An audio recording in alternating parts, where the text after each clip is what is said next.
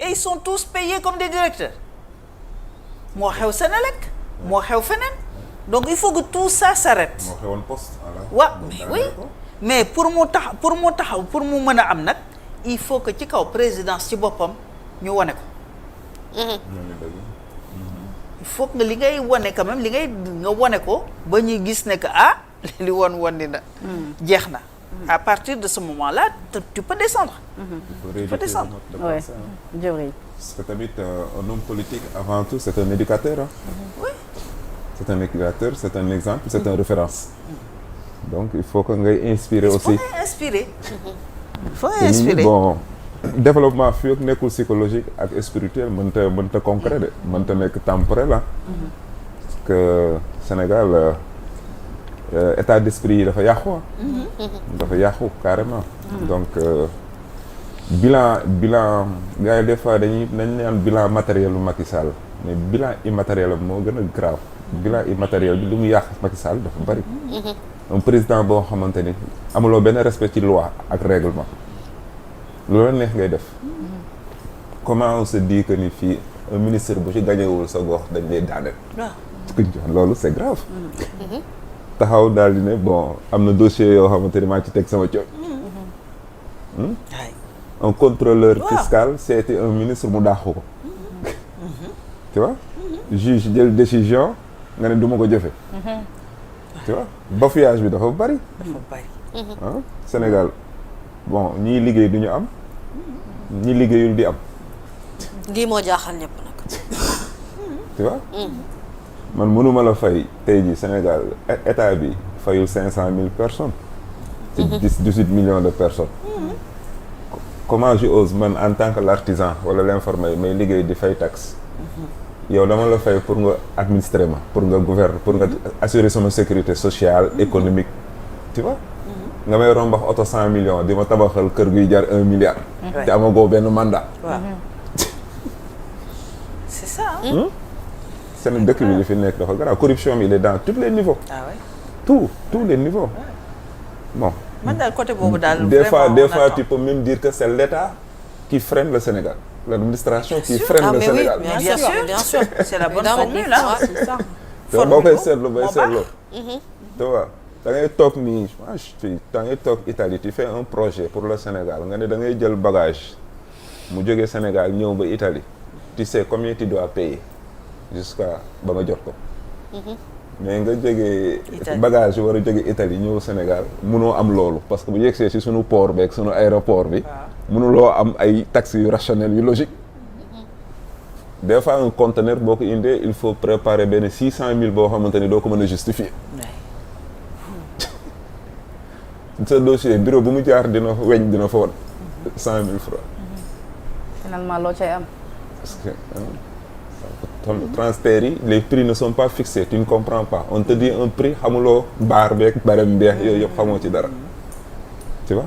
on attend beaucoup de rigueur hein. dina metti mais on attend beaucoup de rigueur quand même de ce point de vue. Le peuple est abandonné quoi en quelque sorte. Exactement. Le Sénégal ñun dañu abandonné. Ouais. Et puis la vie coûte trop cher. Excessivement cher. man damay dugg Auchan un mbuus bu ndaw nga wàcc fa 100,000 francs.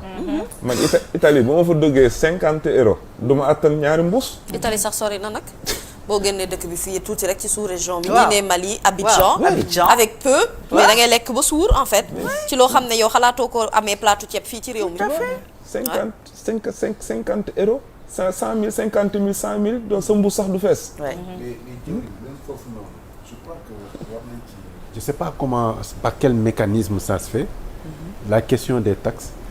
boo duggee Auchan boo xoolee sa facture. boo jëndee valeur par exemple 30,000. Ouais. tu payes 5,000 francs de taxes. 5,000 pour 30,000. Pour 25,000 tu payes 4,000 wala 4,500. C'est trop. bu ma defee man son premier réflexe mooy xool la facture. TVA bi. et TVA bi. mais c'est excessif. C'est pas 18%? Oui, mais c'est excessif. Je sais pas par quel mécanisme. Par exemple, pour l'alimentation, Oui. Je pense que pour les aliments de base, la TVA peut être beaucoup plus basse. waaw moo tax Maintenant, foofu. après, ils prennent dañuy jël panier type. Oui. Par exemple, boo nee ceeb doo ne ceeb rek. naan ceeb de telle qualité de tel truc. Ouais. Voilà xam nga y a différents types de produits dans le riz.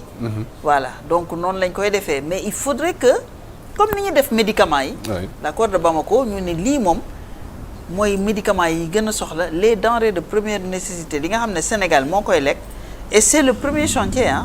Sérieusement la vie chère moom. C'est le premier chantier. C'est à régler. importateur de riz à part que loolu dañ ko war a stocker parce que am nañ capacité am autosuffisance de riz. Ouais. Tu vois stockage bi ak traitement bi la ñu réglé wul. tu vois te gouvernement Mais c'est possible. te gouvernement loolu lañ koy doyee pour mu régler problème yi am. C'est possible. mais autosuffisance bi gouvernement yi ñëwoon yëpp promettre woon nañu ko. mais dañuy mais dañuy parce que ils ont pas trouvé ay promesses rek ay promesses lañ dul def mais tu vois promesses yi bu ñu ko defee tamit duñ ko respecter ñoom bu ñu accéder au pouvoir ils pensent à s'enrichir avant pouvoir bi dina rëcc. mais ñun on est ci campagne bi on est allé vers Ross Béthio ci affaire ceeb bi. mais les machines dañ koy Mauritanie lañ koy loué. et ils ont un meilleur rendement. yaa boo ngi déggee dégg loolu sama dëkk Dagana maa ngi leen di nuyu.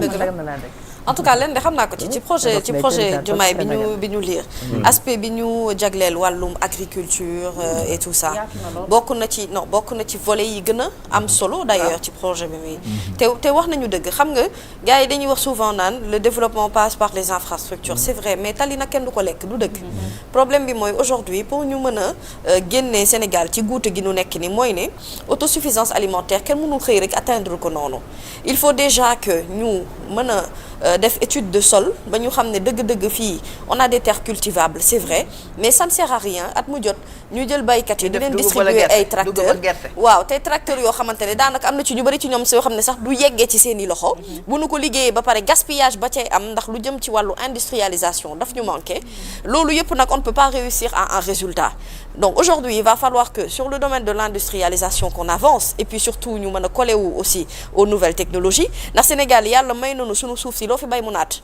mu ngi taw également donc aujourd'hui au-delà même de la production et de la culture il va falloir penser à la question de l'exploitation après tout ça et c'est important parce que malheureusement les grandes sociétés qui sont là Sonacos ak yeneen ci topp dégg ngeen coow lu bari yoo xamante ne am nañ ko fi ci maanaam yàq gi gâchis gi ak comme on dit gestion boo xamante ne à la limite dafay mel ni ci seen côté rek lay féete di jël importation jox ko valeur boo xamante ne nii ñi nekk ci biir réew mi mënuñu ko gérer jël suñu économie réew jox ko également et étranger ñu koy gérer de tel point que nous on ne gère absolument rien te loolu c'est une question hyper importante boo xamante ne c'est-à-dire ñoom ak li nga xamante ne moom mooy ñëw parce que Sénégal léegi mën nañu considérer ne bu ñu yàlla jàppale tuuti dinañu bokk ci dëkk yi gën a riche ndax li ñu fi découvrir gaz ak pétrole ak yi ci topp loolu yëpp il va falloir le gérer avec beaucoup d'intelligence gérer également les partenaires internationaux de telle sorte que même bu fekkee y aura un partenariat ce sera un partenariat gagnant win-win parce qu'on peut pas xëy rek couper la corde complètement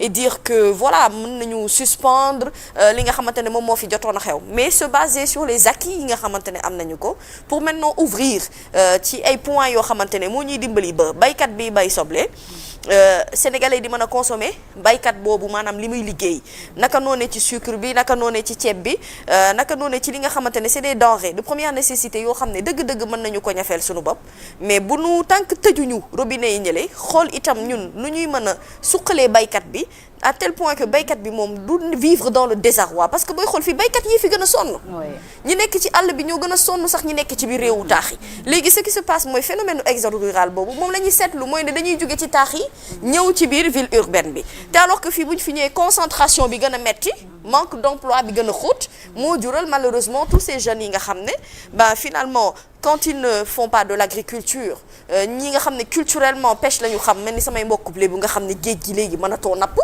mais c'est un problème finalement da nga naan man jànguma awma diplôme boo xamante ne war na ma mën a permettre et même jàng bi sax loolu itam c'est-à-dire que réew mi gis nga madame Blondin vous avez beaucoup à faire ça c'est clair parce que enseignement supérieur bi ak les ministères yi ñuy éclater et j'espère qu'avec le gouvernement qui va venir dinañu condenser yëf yi serré de telle sorte que wax dëgg yàlla ñu boole capitaliser li nga xam ne mën nañu ànd ñu boole leen parce que régime Macky Sall lañ fi gis ay ministre auprès du ministre mais loolu kenn mësu ko gis kooku lan lay liggéey ministre auprès du ministre kooku lan la war a liggéey jël benn ministère boo xam ne mën nga concentrer par exemple li nga xamante ne moom mooy jeunesse ak sport nga tasaare leen mais alors que mën nga leen a boole jël beneen ministère boo xamante ne par exemple moo ñeel culture ak tourisme bu ci nekk nga bëgg ko tas bëgg ko génne alors que ñoom ñoo bokk cadre bi ñu war a mën a bokk.